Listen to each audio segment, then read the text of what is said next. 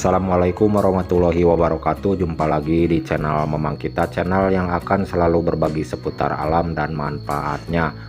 Oke teman-teman, di kesempatan video kali ini saya akan berbagi cara solusi membuahkan dan melebatkan buah tanaman yang sulit berbunga, sulit berbuah, juga tanaman yang rawan bunga dan buah selalu rontok ya teman-teman. Contohnya tanaman-tanaman yang rawan selalu rontok, sulit berbunga, sulit berbuah seperti tanaman alpukat, tanaman pete, tanaman kelengkeng, jeruk, dan tanaman yang lainnya ya teman-teman. Nah, bisa diatasi dengan pupuk racikan ya teman-teman. Cara saya yang pernah saya coba, solusinya menggunakan pupuk racikan paduan beberapa bahan. Tanaman yang mandul, bunga selalu rontok, langsung berbuah lebat ya, mulus sampai panen. Nah, agar tidak penasaran ya teman-teman menggunakan bahan apa saja yang saya akan buat atau yang saya akan racik, mari simak videonya sampai selesai. Berikut cara dan langkah-langkahnya. Nah teman-teman, bahan yang pertama yang saya akan olah terlebih dahulu, di sini saya akan mempersiapkan MSG atau yang sering disebut micin beserta air kelapa ya, yang akan saya padukan terlebih dahulu. Lalu kalau sudah selesai kedua bahan ini diolah, dipadukan, akan saya kombinasikan lagi menggunakan bahan yang lainnya. Sempat tidak percaya menggunakan cara seperti ini, tapi setelah saya mencoba ya teman-teman, saya pun sampai merinding melihat lebat buahnya setelah disiram dengan rutin 10 hari sekali dengan racikan pupuk ini. Kita buka terlebih dahulu dari air kelapanya ya teman-teman. Jadi yang digunakan air kelapanya cukup 1 buah kelapa saja ya. Nah, racikan pupuk yang saya akan buat sekarang ini berukuran skala kecil ya teman-teman, berukuran 1,5 liter. Tapi jangan khawatir, nantinya kalau sudah selesai semua bahan dipadukan menjadi satu, cara menggunakannya bisa dicampur lagi berserta air biasa, air bersih ya teman-teman. Jadi akan lebih banyak. 1,5 liter ini bisa disandingkan dengan air sekitar 20 liter ya teman-teman. Jadi lebih banyak, walaupun skala kecil yang dibuat 1,5 liter jadi lebih banyak nantinya. Oke. Kita buka MSG-nya atau yang sering disebut micin ya teman-teman, berukuran 30 gram, bungkus kecil seperti ini, murah meriah, 2000 perak rupiah. Harganya jadi pupuk yang sangat luar biasa sekali untuk mendorong pembungaan dan pembuahan. Boleh menggunakan merek apa saja, mau Ajinomoto, mau Miwon, mau Sasa, boleh ya teman-teman. Yang penting berjenis MSG saja yang digunakan.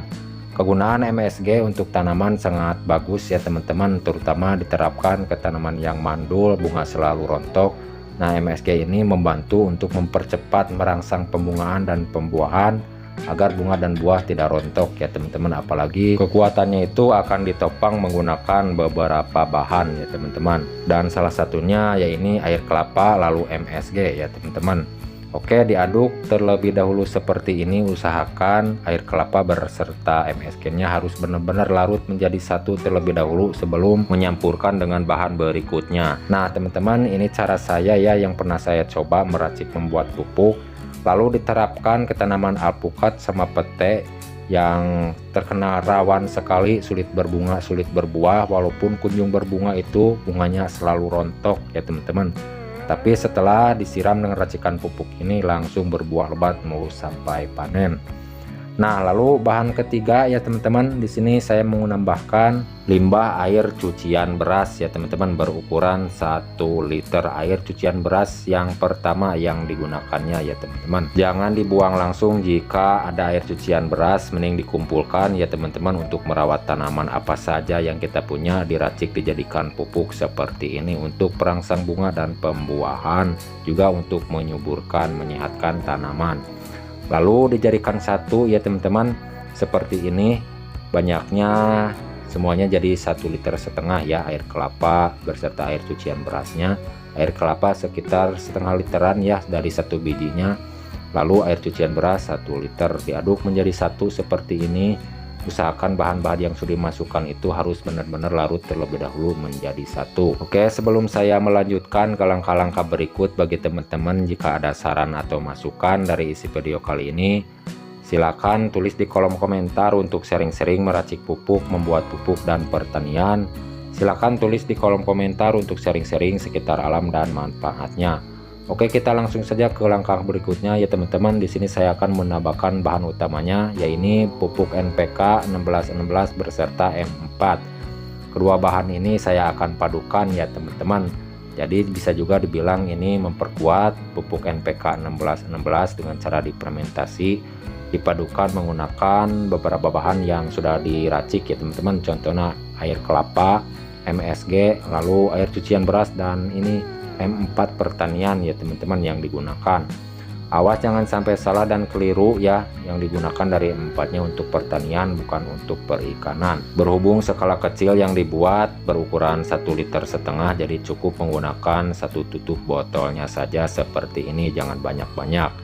Nah, biasanya jika menggunakan M4 ya teman-teman, harus dibangunkan bakteri dari dormannya itu menggunakan molase, tetes tebu, atau gula pasir, gula aren ya, untuk langkah-langkah dan cara-cara untuk membangunkan bakteri dari dorman M4 ini.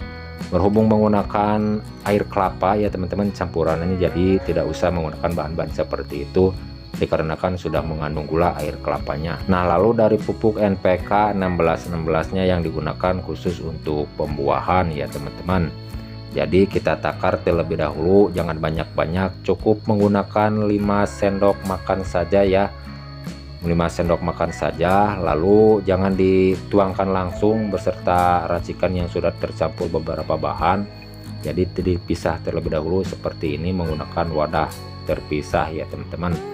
5 sendok makan saja, jangan banyak-banyak ya. Jadi alasan saya memisah dari pupuk NPK 1616 nya ini, yakinkan terlebih dahulu dari pupuk ini harus benar-benar larut terlebih dahulu beserta air ya teman-teman, sebelum memadukan beserta bahan-bahan yang sudah diracik yang sudah tercampur beserta air berukuran 1,5 liter.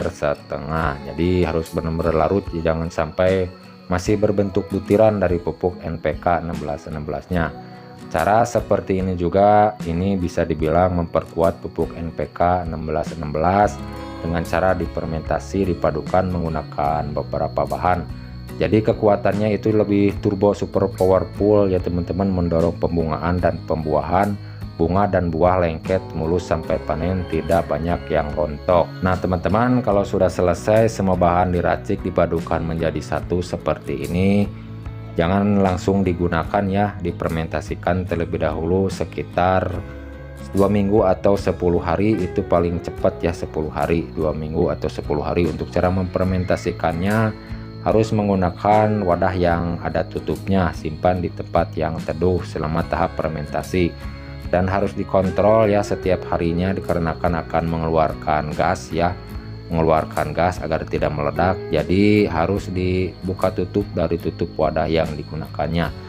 Dan di sini juga saya memfermentasikannya menggunakan botol air mineral bekas seperti ini ya teman-teman. Nah, lalu kalau sudah selesai dengan tahap fermentasi, siap digunakan, perbandingannya racikan pupuk yang dibuat ini dilarutkan beserta air bersih berukuran 15 liter ya teman-teman. Dan untuk cara menggunakannya itu disiramkan atau dikocorkan ke bagian akar tanaman yang mau kita pupuk. Yang penting dengan rutin saja cara menggunakannya 10 hari sekali. Oke teman-teman, sekian penyampaian dari saya, semoga bermanfaat. Mohon maaf jika ada salah kata-kata. Sampai jumpa di lain video. Assalamualaikum warahmatullahi wabarakatuh.